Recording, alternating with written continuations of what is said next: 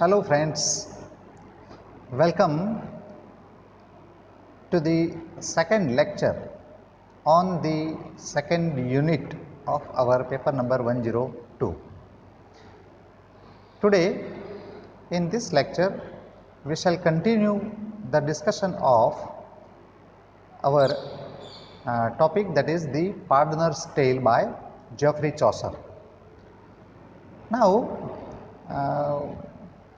before we go ahead, let us see that what we discussed in the previous lecture.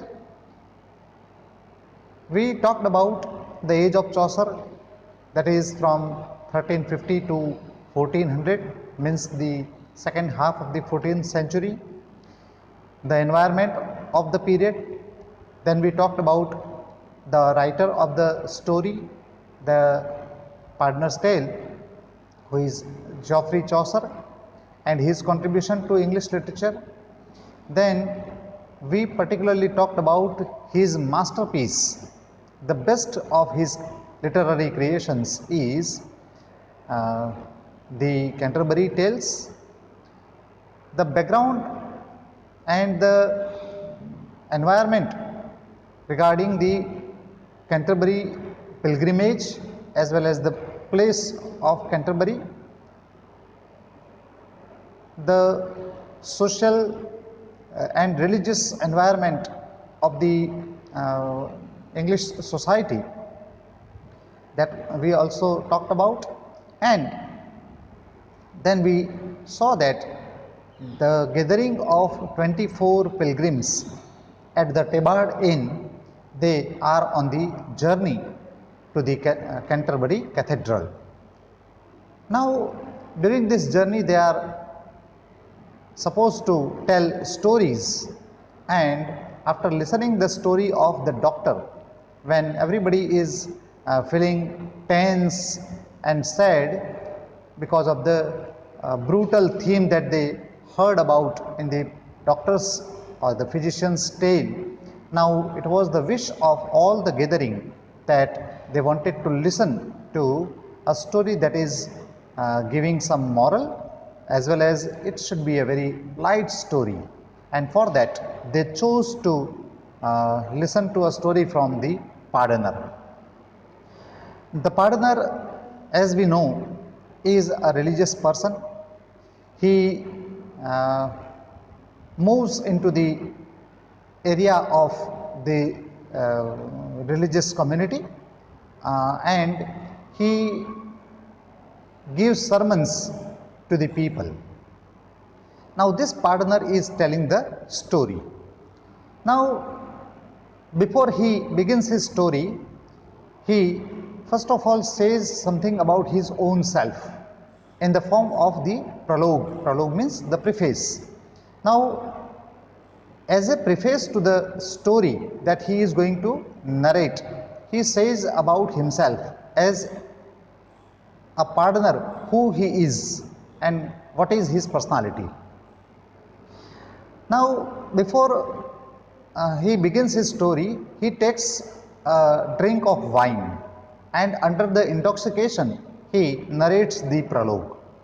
Now the narration of the prologue gives the behavior and personality as well as his own characteristics, how he is and how he behaves with the people as a religious authority or religious person.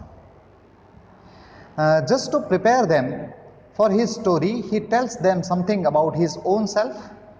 In his prologue, he perhaps wants to prove that he is not just a pedantic priest. Pedantic એટલે જે ધાર્મિક સંપ્રદાયનો એક પરંપરાગત હોય તેવો માત્ર સાધુ નથી. He is not just a pedantic priest, but a very practicable, shrewd pardoner. Shrewd એટલે જેની પાસે બહુ કુનેહ છે, આવડત છે, એવો પ્રેક્ટિકેબલ, જે વ્યવહાર કુશળ છે એવો પાર્ડનર તે છે એવું એ સાબિત કરવા પ્રયત્ન કરે છે. But he fails to prove any such positive virtues in his personality. When he talks about himself, he fails to prove himself to be a good person, and on the contrary, he emerges a very wicked scoundrel. Scoundrel એટલે બદમાશ. He proves himself to be a very wicked scoundrel. He begins his prologue telling the pilgrims how he befools the people and earns money from them. Now, the pardoner is moving from one village to the other and meeting the people. He talks about the religion of Christianity. He talks about the sermons given by the God Jesus Christ. So, while doing all these things, he befools the people and collects money from them. He earns money from them. He tells them that first he would show them his authority and tell that those certificates were issued by the church and the Pope. To identify himself, he keeps certificates with him, and those certificates are given by the church authority or the Pope. They have been signed and sealed by the Pope, and that is why this is how he tries to prove himself an authentic man deputed by the church authority. Then he would show the seal of the church on his certificates and makes sure that nobody interrupts in his speech. So he proves that he is an authentic man, and that is why he must not be interrupted while he is saying something or while he is delivering his sermons. He would teach the moral that love for money is the root cause of all evils. Now, this is a patent slogan that he used to tell to the people of Christianity. He used to teach them this moral. The moral is love for money is the root cause of all evils. તમામ દૂષણોનું મૂળ કારણ એ પૈસા પ્રત્યેનો પ્રેમ છે. આવી બાબત એ લોકોને સમજાવવાનો હંમેશા પ્રયત્ન કરે છે. આ એનો બેઝિક આઈડેન્ટિટી ધરાવતો હોય તેવો મોરલ છે. Then he would show them this ship bone and impress them by telling it a holy relic. The bone would cure all diseases of men as well as cattle. Now, this is an interesting thing to know about. He would show all the gathering or all the people among whom he is moving. He would show them ship bone. Ship bone means કોઈ ઘેટાનું હાડકું એમને બતાવે છે, and tries to impress them by telling that it is a holy relic. Holy relic means એક પવિત્ર અવશેષ છે. એનો મતલબ કે ઈશ્વરનું ના અવશેષ તરીકે એને આ મળી આવ્યું છે, અને માટે એ બહુ જ પવિત્ર વસ્તુ છે. The bone would cure all diseases of men as well as cattle. માણસોના અને પશુઓના તમામ ડિઝીઝ એટલે રોગો એ આ હાડકાના સ્પર્શથી નાશ થઈ જાય છે. આ પ્રકારની વાત એ લોકોની આગળ કરે છે. So he would try to befool people by saying this about the holy relic in the form of a sheep bone. Okay? If deepened into a well, its water would also have a healing power. Now he goes on to saying that if they deepened that bone into the water of the well means કૂવાના પાણીની અંદર જો એ હાડકાને બોળી રાખવામાં આવે તો એ પાણી પણ પવિત્ર બની જાય છે, અને એની પાસે એ પાણીમાં પણ હિલિંગ પાવર આવી જાય છે, એટલે સાજા કરવાની શક્તિ એમાં આવે છે. So this is one more thing that he wants to convey to the people. If such water sprinkled in farm and among the beasts, it would increase productivity. And the theory that he gives is, if such water of that well be sprinkled in the farm or among the beasts, means cattle, પશુઓની વચ્ચે જો છાંટી દેવામાં આવે તો it would increase productivity of the agricultural produce as well as the produce of the beasts or the animals. Thus, hypnotizing his audience, the pardoner now plays game of gaining money from people. Now, this is the way he tries to gain money from the people. Thus he is trying to extract money from the people. He says that pardoner himself has healing powers. Now, first of all, he shows the power of the certificate, then he shows the power of the sheep bone, and now he goes on to saying that he himself as pardoner has also the healing powers. He has the capacity to remove the unhappiness and sad memories of the people, all diseases of the people, and so on and so forth. He can pardon with his greatest authority. Even those who had committed their crimes yet not confess their guilt can also get pardon if they pay money in coin, gold, honey, silver, wool, or any other valuable such thing. Now, this is also very interesting thing about the partner's saying or partner's personality, that being a partner, he has the authority, he has the power of healing. Healing એટલે સાજા કરવાનો power. તો એની પાસે લોકોના દુઃખ દૂર કરવાનો power પણ છે અને સાથે એ લોકોને પાપમાંથી મુક્તિ અપાવે એ પ્રકારની શક્તિ પણ એ ધરાવે છે. This is how he tries to befool the people. He says that if somebody has committed crime or any guilt or any sin and he has not confessed the guilt before the God. In Christianity, there is a custom of confessing things of crime or sin before the God, and the God will pardon them. So, if anybody has not confessed the guilt before the God, he may confess it to him, means the partner, and he would give him the pardon. But the condition is that the person who is guilty, he is supposed to pay him something in the form of coin or gold or honey or silver, wool, or any other such thing, valuable thing he must be given if he wants to get the pardon from the pardoner. Thus, the pardoner is extracting money from the people.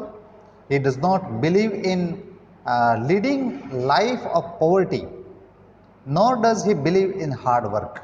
Now, this pardoner, talking about himself, he says that he does not like to live in poverty. He does not want to work hard. He is not in a habit of working hard, and he doesn't like the poverty. So, he would do the business of cheating people and extracting money from them. He believes that when he can earn money from tricks and befooling people, he should not do hard labor. Why should he work? Why should he do hard labor if he can earn money by the tricks or his own skill of befooling people? So, this is obviously a derogatory thing or negative quality of a person, but he very boisterously and boastfully says that he is in the habit of doing such things. And even he does not mind if money comes from the widow's house whose children are starving. Now, this is a great thing, great negative thing on the part of partner, that he says that he has no problem of getting money from a widow's house whose children are even starving. બાળકો જેના ટળવળતા હોય તેવી કોઈ વિધવા સ્ત્રીના ઘરમાંથી પણ જો મને પૈસા મળતા હોય તો એ લેવામાં પણ મને વાંધો નથી. This is a very heinous crime that he says about himself. He is fond of drinking and has whore in every town. Now, adding to his bad qualities or negative qualities, he says that he is fond of drinking and he has whore. Whore means veshya. Whore in every town. So, this is also the worst quality a religious personality like a pardoner should possess. So, this is how the pardoner tries to tell the gathering about his own personality. Now, talking about the pardoner, Geoffrey Chaucer adds like that. He says that the pardoner is an excellent orator. Orator means ખૂબ સારો વક્તા છે. When he is a good orator, he can convince people, he can entice them by his alluring language and words, and that makes his profession very successful. He impresses all by his learning powers and command on language. He has a very good command on language, and that is why using his very alluring language and good speech, he attracts people and gains money from them. He displays his ability as a good preacher. Preacher means ઉપદેશક, preaching એટલે ઉપદેશ આપવો. He displays his ability as a good preacher when he criticizes various qualities like gluttony, gambling, swearing and drinking in his speech. When he is talking about the religious sermons, he talks about the vices like gluttony. Gluttony means overeating, eating too much. ખાઉધરાપણું ગુજરાતીમાં સરસ શબ્દ છે, ખાઉધરાપણું. Gambling, swearing and drinking, these are the bad qualities in a man. He satirizes and victimizes those who don't pay money to him. Now, in his speech, he talks about such bad vices or such bad qualities before the people, and actually he is also practicing all such qualities in his own life. He tries to satirize and victimize those people who don't pay money to him. He quotes not only from Bible but also from Seneca and John of Salisbury. Now, quoting very great persons from the history and ancient scriptures or literature, he tries to influence people through his speech and his sermons. Thus, he creates an impression of his scholarship among audience. But ironically enough, he practices none of the virtues. પોતે જે ગુણો અને અવગુણોની વાત પોતાની સ્પીચમાં, પોતાના ઉપદેશમાં લોકોને સમજાવે છે, એમાંનો એક પણ સદ્ગુણ એ ધરાવતો નથી, અને બધા જ અવગુણો એ પોતે પાળે છે અને એમાં માને છે, એ પ્રમાણે વર્તે છે. So this is a great irony. Irony એટલે કટાક્ષ.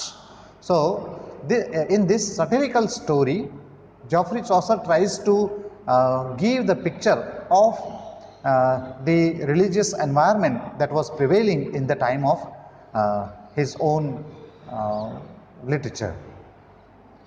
He preaches that love for money is the root cause of all evils. This is the very great slogan that he used to preach to the people, but he himself loves money beyond everything. લોકોને પૈસા એ તમામ દૂષણોનું મૂળ કારણ છે એવું સમજાવે છે અને હંમેશા પૈસા માટે જ કામ કરે છે.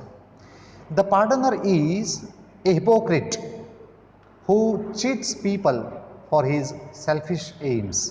He is a hypocrite. Hypocrite means દંભી વ્યક્તિ, and he tries to cheat people for his selfish AIIMS, selfish એટલે સ્વાર્થી, પોતાના સ્વાર્થને સિદ્ધ કરવા માટે એ લોકોને છેતરે છે, આવો એ દંભી વ્યક્તિ છે. The pardoner expresses himself,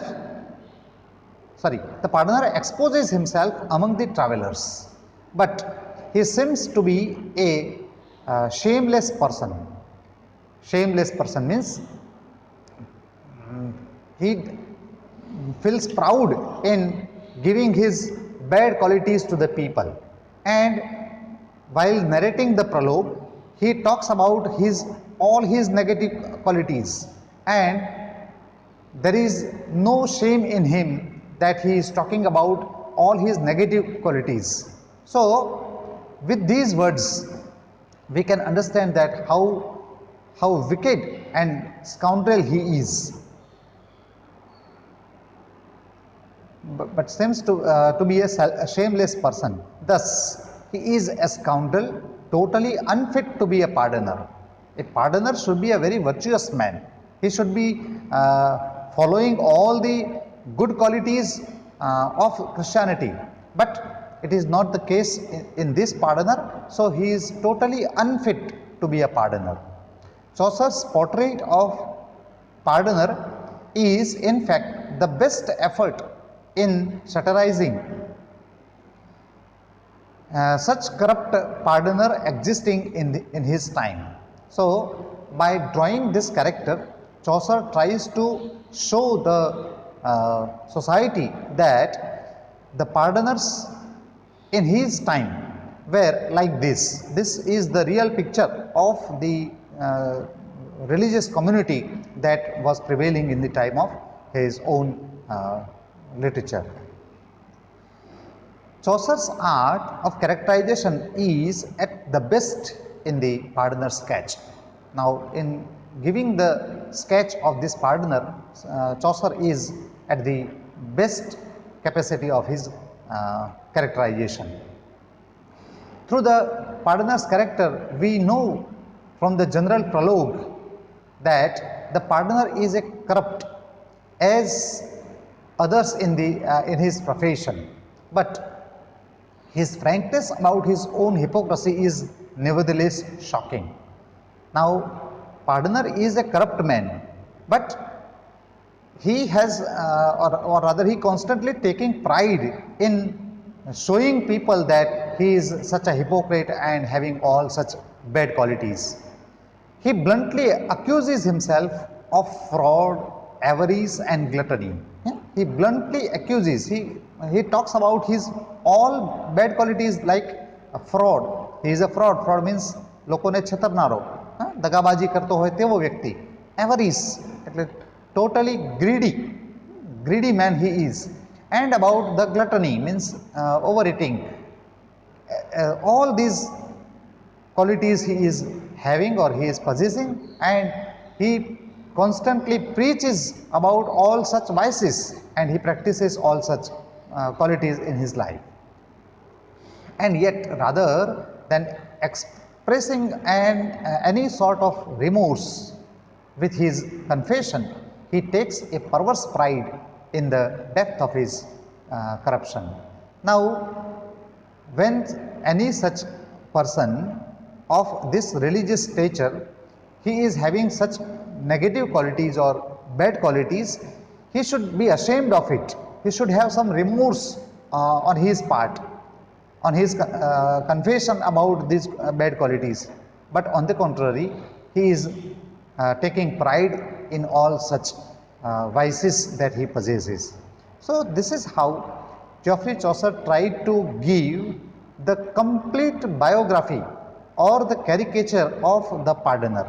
So in the prologue we are given by the author about the picture of the pardoner, and the pardoner himself narrates the story later on, but before his narration he himself gives his own identity to the gathering. So this is something about the pardoner's personality or pardoner's character, and the prologue to the story that is going to be delivered by him So in the next lecture we shall talk about the story. Till then we stop here. Okay friends, thank you very much.